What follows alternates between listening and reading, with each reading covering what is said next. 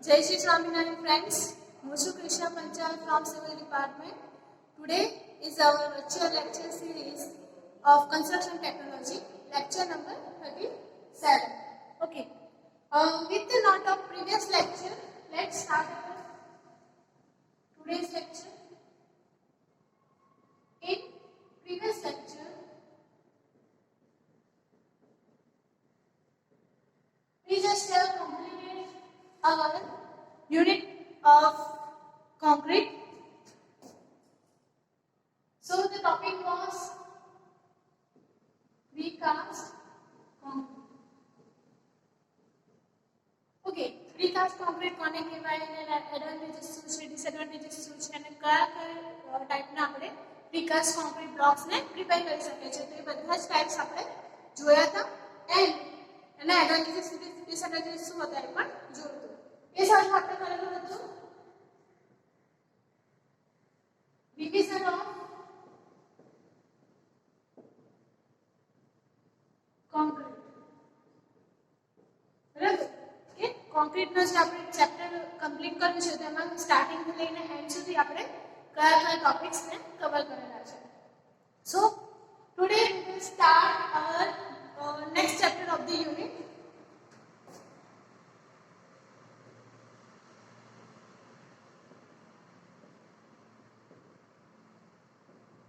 Which include scaffolding.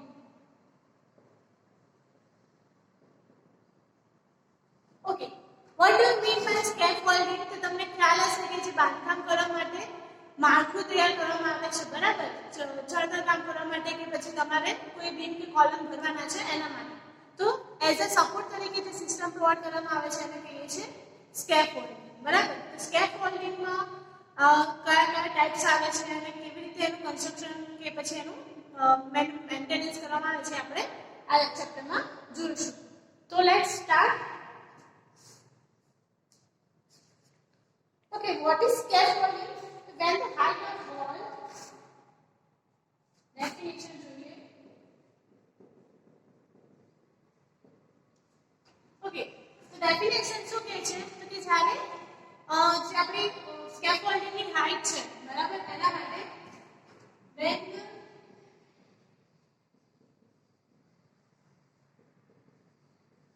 height of beam or column,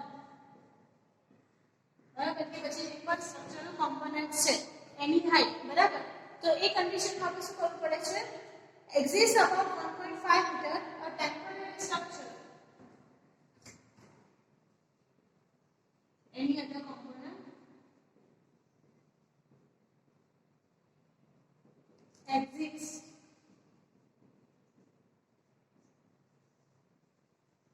the height of 1.5 meter. બરાબર, જ્યારે 1.5 metre કરતા આપણને height વધારે મળે છે તો આપણે ઇઝીલી જ્યારે સ્ટેન્ડી થઈને આપણે એમાં ડાયરેક્ટ કન્સ્ટ્રક્શન કરી શકતા નથી. તો એના માટે આપણે શું કરવું પડે, there should be provided temporary structure.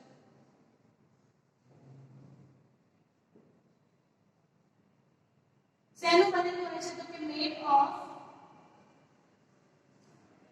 Steel, timber. Okay, આટલા ટાઈપના મટીરીયલ્સનું બનેલું હોય છે two provide a safe working platform for the workers. To provide safe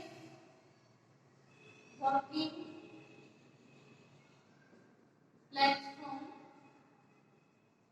for workers, which is known as scaffolding. બરાબર, સ્કેફોલ્ડિંગ એને તમે ગુજરાતીમાં કહી શકો એને બાંધકામ, બરાબર, જે આપણે ટેમ્પરરી બાંધકામ કરેલું છે એ. ઓકે, સો હવે જોઈએ કે why scaffolding is construction. So what are the different purposes of scaffolding?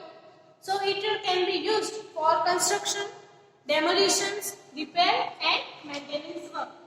Okay, scaffolding શેના માટે યુઝ થાય છે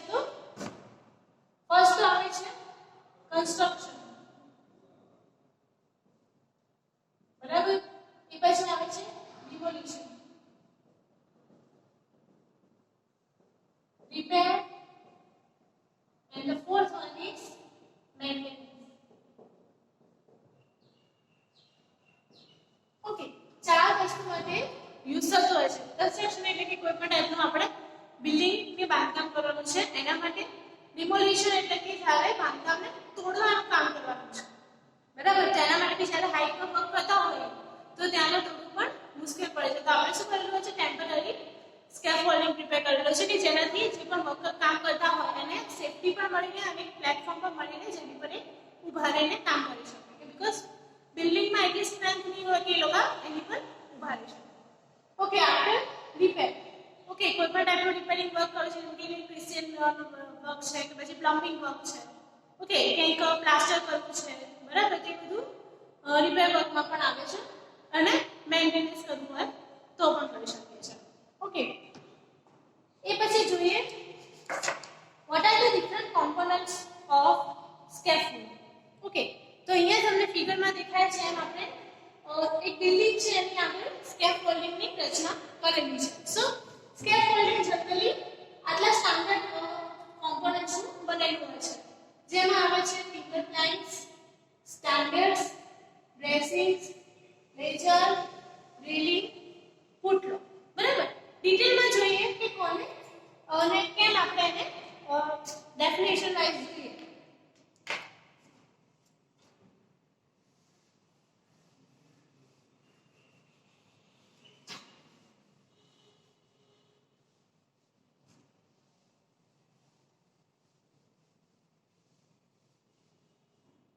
Okay, the first definition લઈએ standards. એના બે સ્પેલિંગ થાય છે. સ્ટાન્ડર્ડ્સ પણ કહી શકીએ છીએ આપણે એને સ્ટાન્ડર્ડ, બરાબર, જે સ્ટેન્ડ થતું હોય એ. ઓકે, તો એના નામ પ્રમાણે શું છે તો કે સ્ટેન્ડિંગમાં પોઝિશનમાં એટલે કે વર્ટિકલ જે આપણે ટિમ્બરના પોસ્ટનો યુઝ કરતા હોય, ટિમ્બર હોય કે પછી આપણું સ્ટીલ હોય, તો બરાબર, તો એના જે વર્ટિકલ પોર્શન્સને આપણે યુઝ કરીએ છીએ, આ જે વર્ટિકલ પોર્શન્સ દેખાય છે બધા, ઓકે, એ બધા શું કહેવાય, સ્ટાન્ડર્ડ્સ કહેવાય. Okay, these are the vertical members of the framework supported on the ground. Okay, એને આપણે શું કરવું છે, આપણે ગ્રાઉન્ડની ઉપર એને સપોર્ટ આપેલો છે. કાં તો એને આપણે શું કરીએ છીએ, ટિમ્બર પ્લાન્ટ વડે એની પર રોપી દઈએ છીએ, કાં તો જો આપણી પાસે સોફ્ટ સોઇલ હોય, બરાબર, તો એમાં પણ અંદર આપણે થોડુંક પ્રેસ કરીને લગાવી દઈએ છીએ. ઓકે, સો એને કહેવાય સ્ટાન્ડર્ડ્સ. એ પછી આવે છે લેજર્સ. સ્ટાન્ડર્ડ ડેફિનેશન વર્ટિકલ મેમ્બર, બરાબર. હવે આવે છે લેજર્સ. ઓકે, લેજર્સ નો શું યુઝ છે, તો these are the horizontal members parallel to the wall. Okay, આ આપણને પાછળનું આખો એરિયા દેખાય છે, વ્હાઇટ પોર્શન, બરાબર, એ શું છે, આપણી વોલ છે. તો જે લેજર્સ શું છે તો કે આપણે એને શું કરેલું છે, વોલ આપણી આ ડાયરેક્શનમાં છે તો એની જ ડાયરેક્શનમાં આપણે શું કરેલું છે, એને પ્રોવાઈડ કરેલું છે. એટલે પેરેલલ વસ્તુ થઈ ગઈ, સમાંતર રેખા પ્રમાણે થયું, બરાબર. આ આપણી વોલ છે અને આપણું લેજર છે. તો મેઇન બે કોમ્પોનન્ટ્સ કયા છે તો કે સ્ટાન્ડર્ડ્સ અને બીજા આવે લેજર્સ, બરાબર. Horizontal parallel to wall.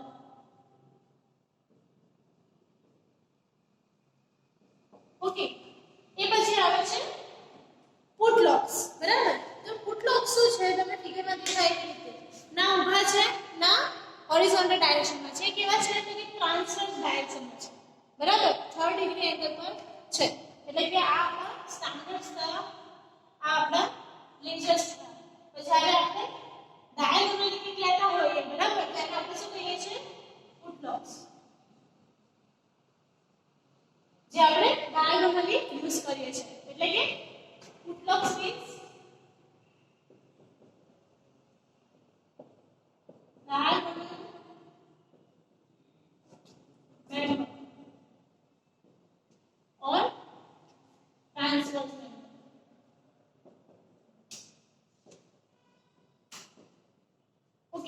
એનો એક છેડો કે આપણે સપોર્ટ કરાયેલો હશે તો કે લેઝરની ઉપર, બરાબર, લેઝર જે આપણું જાય છે એની પર આપણે સપોર્ટ કરાયેલું છે, અને બીજો જે પોર્શન છે ક્યાં છે, આપણી વોલ ઉપર છે. ઓકે, તો at one end rest on, શેની પર રેસ્ટ કરે છે તો કે લેઝર પર, and at another end on wall. આ તો આપણું ફૂટલોક્સ, બરાબર. સ્ટાન્ડર્ડ્સ આવી ગયા, પછી લેઝર્સ આવી ગયા અને ફૂટલોક્સ ની વાત કરી છે. એટલે આપણા ટ્રાન્સવર્સ ડાયરેક્શનમાં દેખાય છે કેવા છે આપણા ફૂટલોક્સ છે. ઓકે, એ પછી આપણે જોઈએ તો આવે છે ટ્રાન્ઝોન્સ. ઓકે, ટ્રાન્ઝોન્સ શું છે તો કે ફૂટલોક્સ જ છે એક ટાઈપના.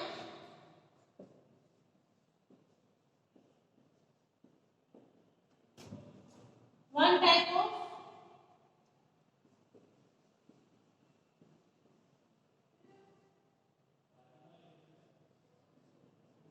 footlock rest both hands on ledger.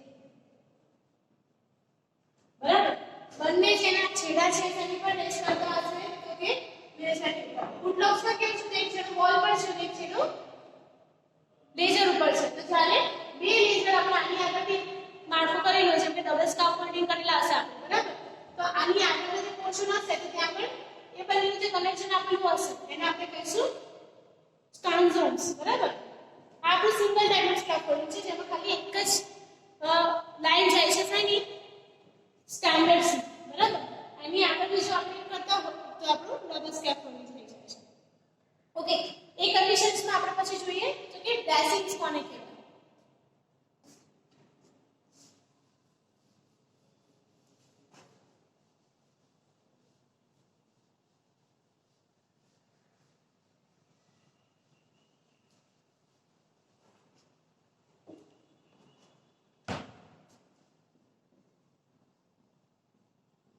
બ્રેસિંગ્સ, બરાબર. તો બ્રેસિંગ કરવું એટલે શું છે તો કે એને ટ્રાન્સવર્સ ડાયરેક્શનમાં સપોર્ટ આપવો, બરાબર.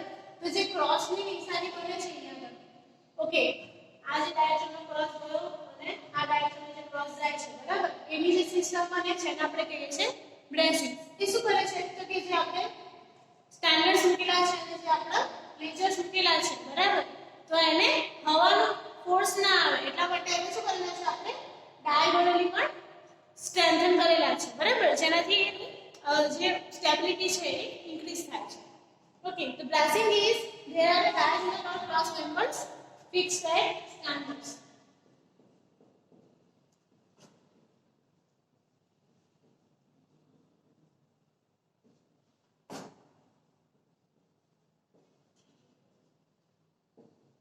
Fixed on standards.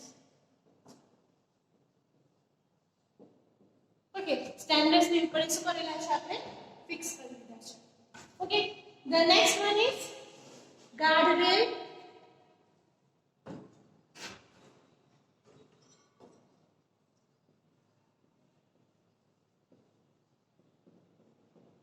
શું કહેવાય છે guardrail? તો જ્યારે guardrail ની વાત કરતા હોય તો this is the rail provided like a laser at the working level, બરાબર. એક કરતા વધારે લેઝર્સને આપણે શું કરેલા છે ગોઠવેલા છે, જેમ કે અહીંયા તમને દેખાય છે 1 2 અને અહીંયા આગળ 3, બરાબર. તો આપણે એક રેલિંગ પ્રોવાઈડ કરેલી છે, બરાબર. શેના માટે કરેલી છે તો કે એની પર આપણે એક પાટલી મૂકી શકીએ, એના માટે એક વુડન પ્લાન્ટ મૂકી શકીએ, એના માટે કે જેના પર આપણા જે વર્કર્સ છે ઊભા રહી શકે.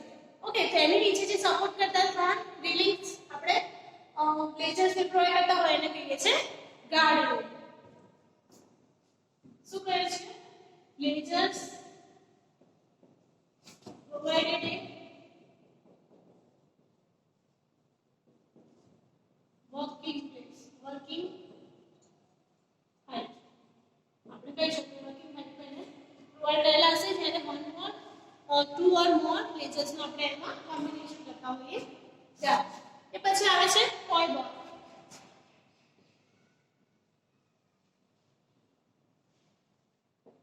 ઓકે, ટોય બોલ એટલે ટોય એટલે શું થાય, જ્યારે પગની નીચે આપણે કઈ કોર્ડ આપેલું હોય ત્યારે, બરાબર? તો પગની નીચે આપણે કયો કોર્ડ આપે છે?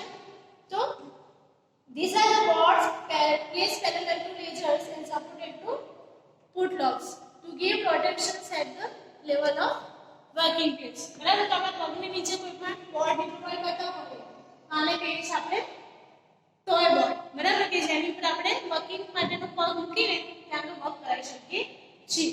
So these are the cords placed parallel to ledger and બીજું શું કહેવામાં આવે છે? તો કે સપોર્ટેડ ઓન ફૂટલોગ્સ.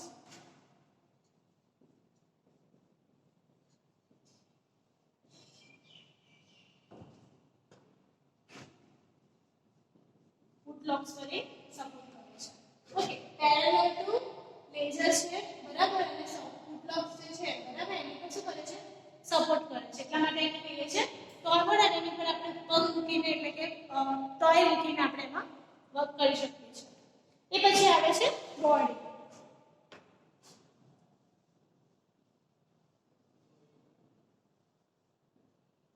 ઓકે, એક આપણે horizontal platform to support workmen and material. Horizontal support to support worker or workmen and materials. જેને કહીએ છે બોર્ડિંગ્સ ઓર બોર્ડ્સ. જેને કહીએ છે વર્કિંગ પ્લેટફોર્મ પર એક તમામ વસ્તુઓ આવેલી છે. કઈ ગાર્ડરેલ, ટોય બોર્ડ અને બોર્ડિંગ્સ. આ જે અહીંયા વસ્તુ આવી છે બધી કઈ કહેવાય? ગાર્ડરેલ, ટોય બોર્ડ અને બોર્ડિંગ્સ. અને બ્રેસિંગ્સ ક્યાં હશે? તો ડાયરેક્ટ આપણને નીચે જે આપણે આપેલા છે ટિમ્બર પ્લાન્ટ और डायरेक्ट આપણે સોફ્ટ સોઇલ ની અંદર આપણે વર્ક કરતા હોય તો સોફ્ટ સોઇલ, પછી સ્ટેન્ડર્ડ્સ અને બ્લીચર્સ, અને ટ્રાન્સફર ડાયરેક્શન આવતા હોય છે આપણા ફૂટલોગ્સ. તો આટલી એની રચનામાં આટલા બધા મેમ્બર્સ એમાં એડ થતા હોય છે. ઓકે, હવે નેક્સ્ટ જોઈશું આપણે types of scaffolding.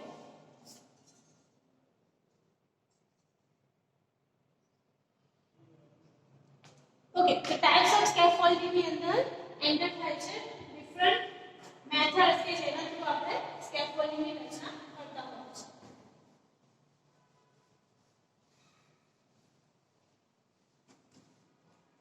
Okay, types of scaffolding.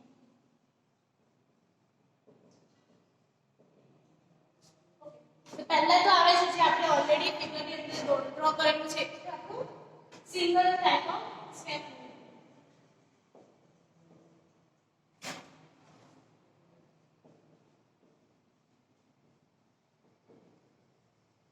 और એને આપણે કહી શકીએ છીએ brick layer scaffold.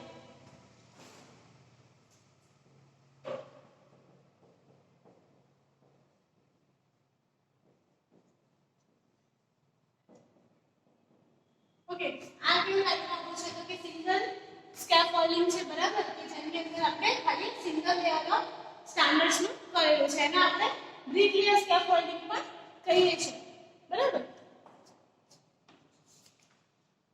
This is the most common type of scaffolding and is widely used in the construction of brickwork. જ્યારે brickwork કરવાનું છે, મેસનરીનું ચણતર કરવાનું છે, તે કન્ડિશનમાં આપણે આ ટાઈપની સ્કેફોલ્ડિંગ નો યુઝ કરતા હોઈએ છીએ. પ્લસ જ્યારે it consists of single row of standard placed at a distance of 1.2 meter from the wall. જે સ્ટાન્ડર્ડ જે છે કેટલું ડિસ્ટન્સ પર હોય છે? તો કે 1.2 મીટરના ડિસ્ટન્સ પર પ્રોવાઇડ કરેલું હોય છે, બરાબર? એટલે વોલ થી સ્ટાન્ડર્ડ્સ ની ડિસ્ટન્સ કેટલું હશે? 1.2 મીટર. ઓકે, ઓલસો જે સ્ટાન્ડર્ડ્સ છે એકબીજાથી કેટલા મીટર આપણે પ્રેસ કરીએ છીએ? ઓકે, આ જે ડિસ્ટન્સ છે એ સ્ટાન્ડર્ડ વચ્ચે એ છે આપણું 2 to 2.5. ઓકે, સિંગલ સ્કેફોલ્ડિંગ ની વાત કરીએ 1.2 મીટર વોલ થી ડિસ્ટન્સ 2 to 2.5 મીટર બે સ્ટાન્ડર્ડ વચ્ચેનું ડિસ્ટન્સ છે. ઓકે, એટલે આપણે જ્યારે આ ડાયરેક્શન લેતા હોઈએ ત્યારે 2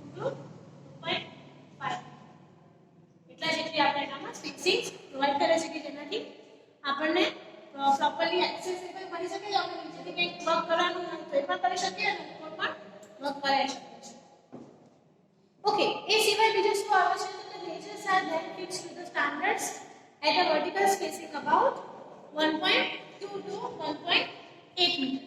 બરાબર, આપણે એક લેયર લીધું ledgers નું, બરાબર, તો એની ઉપર સાથે બીજા ledger ની વાત કરતા હોય તો એ કેટલું હોય છે ડિસ્ટન્સ એનું 1.2 to 1.8 એટલી હાઈટ માં આપણે બે ledger વચ્ચેનું ડિસ્ટન્સ પ્રોવાઈડ કરીએ છીએ. પહેલું તો શું આવ્યું wall to standard કેટલું ડિસ્ટન્સ પ્રોવાઈડ કરે છે તો કે 1.2 મીટર. પછી આવે છે between two standards જેનું ડિસ્ટન્સ આપણે લઈએ છીએ 2 to 2.5 મીટર. એ પછી આવે છે ledgers between two ledgers જે આપણે લઈએ છીએ 1.2 to 1.8 બરાબર. તો આ થઈ એના સ્પેસિફિકેશન્સ. ઓકે, એ સિવાય dressing guide and toe board are fixed જે આપણે આમાં જો કર્યું છે તો આપણે એના પર ફિક્સ કરી નાખીએ છીએ. ઓકે, સો આજે આપણે ખાલી સિંગલ સ્ટાફ વેલ્ડિંગ શીખીએ છીએ. એ સિવાય નેક્સ્ટ લેક્ચરમાં બીજા કયા ટાઈપ્સ ઓફ ઇન્ક્લુડ થતા હોય છે તો second one is double step welding.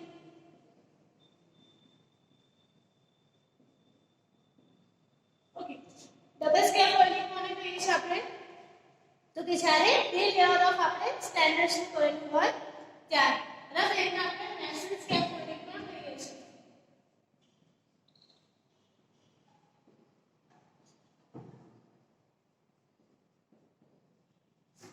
મેશન scaffolding પણ કહી શકીએ છીએ. થર્ડ આપણું આવે છે મિડલ સ્કેફોલ્ડિંગ.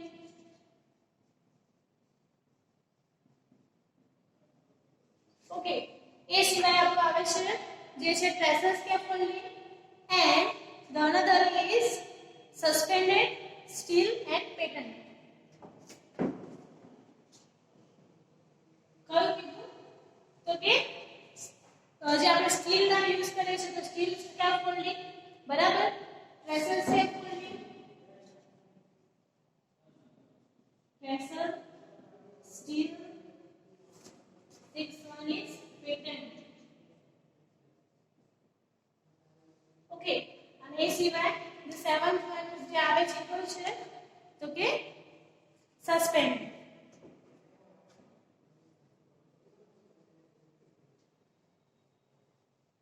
સો જે આપણે નેક્સ્ટ લેક્ચરમાં કેરી ઓન કરશું. ઓકે, એ સિવાય આપણા જે ચેપ્ટર છે એમાં ખાલી આટલા જ ટર્મ્સને આપણે ઇન્ક્લુડ કરાવતા હોઈએ છીએ, એટલે કે સ્કેફોલ્ડિંગ કેવી રીતે થાય છે અને શું કહેવાય છે અને એના કયા ટાઇપ્સ છે. સો this is all for the lecture. Your question for the lecture is what are the different terminology used for scaffolding. Okay, let me write for your question.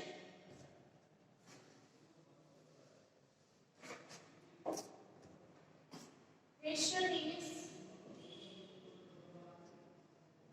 what are the different terminology or you can say components of scaffolding.